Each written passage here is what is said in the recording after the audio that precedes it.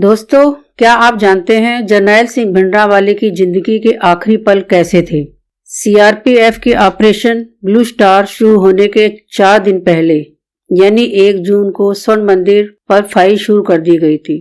2 जून को मार्क टली की भिंडरांवाले से आखिरी मुलाकात हुई थी।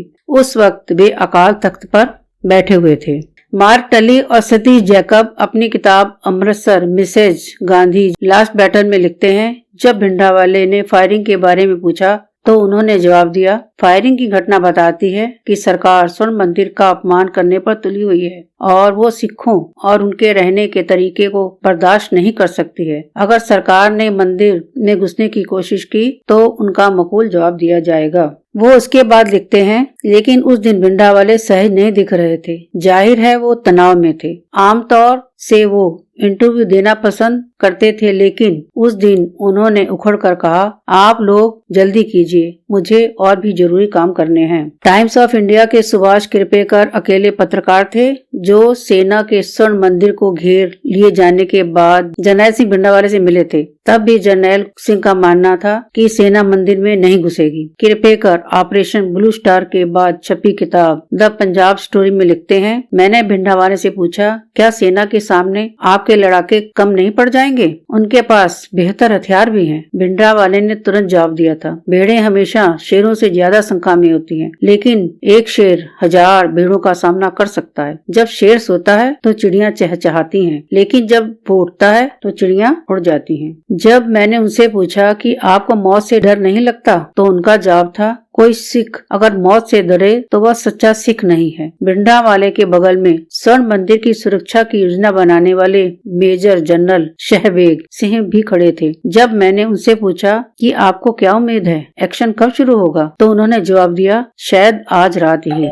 मशहूर फोटोग्राफर रघु राय ने मुझे बताया था कि भिंडरांवाले से उनकी मौत के 1 दिन पहले मिले थे। रघु राय ने कहा, उन्होंने मुझसे पूछा, तुम यहाँ क्यों आया है? मैंने कहा, पाजी मैं आपसे मिलने आया हूँ, मैं तो आता ही रहता हूँ। उन्होंने फिर पूछा, अब क्यों आया है तू? तो मैंने जवाब दिया, देखने के लिए कि आप कैसे हैं। देख सकता था कि उनकी आंखें लाल सुर्ख थीं और उनमें गुस्से और डर को पढ़ पा रहा था। 6 जून को दोपहर 4 बजे से लाउड स्पीकर से लगातार घोषणाएं की जा रही थी कि जो चरमपंथी अभी भी कमरों या तहखानों में हैं, बाहर आकर आत्मसमर्पण कर सकते हैं। तब तक भिंडरांवाले का कोई पता नहीं था। ऑपरेशन ब्लू स्टार के कमांडर लेफ्टिनेंट जनरल बुलबुल बरार अपनी किताब operation blue star the true story में लिखते हैं, जब 26 मद्रास रेजिडेंस के जवान अकाल तख्त में घुसे तो उन्होंने चरमपंथियों को भगाने की कोशिश करते पाया गया। उन्होंने उन पर गोली चलाई। उनमें से एक व्यक्ति तो मारा गया, लेकिन दूसरे शख्स ने उन्हें पकड़ लिया। उससे जब सवाल किए गए, उनसे सबसे